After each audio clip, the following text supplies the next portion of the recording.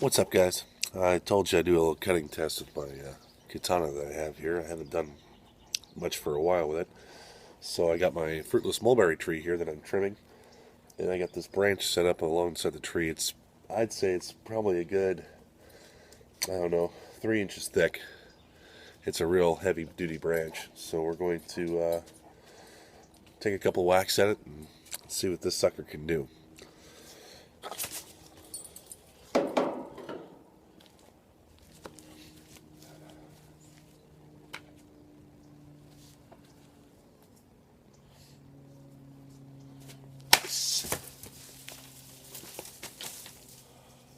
Well, apparently you can do a whole bunch.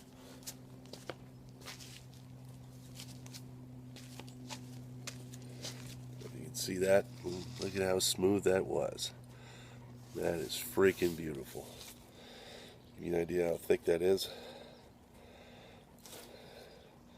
Alright, guys, take it easy.